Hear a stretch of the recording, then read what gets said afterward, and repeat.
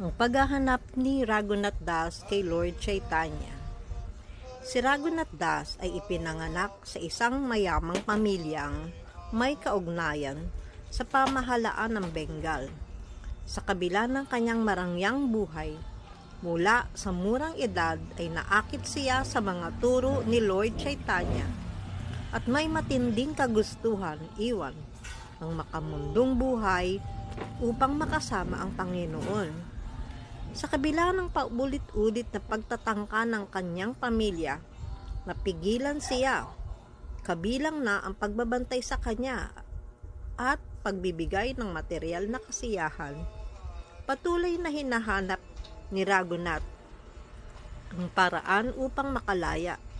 Sa wakas, sa tulong ng isang debotong si Nityananda Prabhu, nagawa niyang makalaya mula sa kontrol ng kanyang pamilya. Sa okasyong ito, si Nityananda Prabhu ay nagbigay ng isang espesyal na basbas kay Raghunath sa pamamagitan ng isang ritual na tinatawag na Panihati Festival, kung saan naglingkod si Raghunath sa mga deboto sa pamamagitan ng pagbibigay ng prasad, mga banal na pagkain. Pagkatapos ng kanyang pagtakas, naglakbay si Raghunath patungong Jagannath Puri, kung saan siya tumanggap ng personal na gabay mula kay Sri Chaitanya Mahaprabhu. Doon ipinakita ni Lord Chaitanya ang kanyang malalim na habag kay Raghunath at itinuro ang espiritual na landas ng kababaang loob at pagtitiis.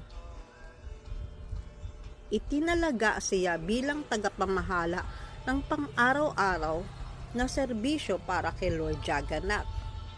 Patuloy siyang naglingkod sa abot ng kanyang makakaya, kahit na halos hindi siya kumakain o natutulog, nagpapakita ng kanyang hindi natitinag na debosyon. Isa sa mga kilalang insidente ay nang magbigay si Lord Chaitanya kay Raghunath ng isang espesyal na butil ng Jagannath Mahaprasad. Tinanggap ito ni Raghunath na may labis na kagalakan, na nagpapakita ng kanyang lubos na pagpapahalaga sa anumang ibinigay ng Panginoon. Si Lord Chaitanya ay nagbigay ng ilang mahahalagang aral kay Jagannath. Huwag makialam sa iba at iwasan ang chismis.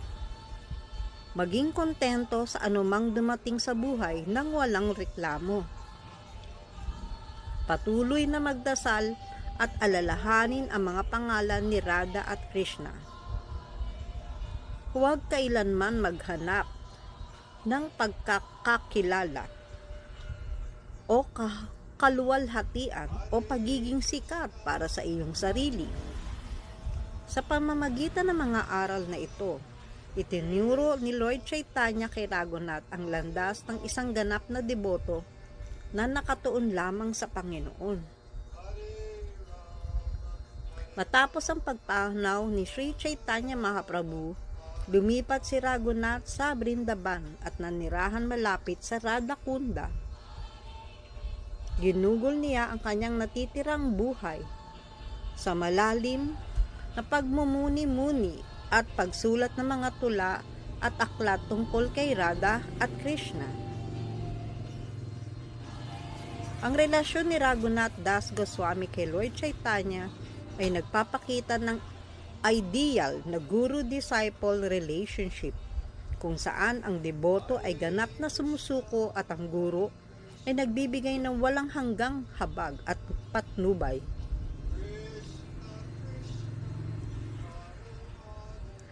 Haribol.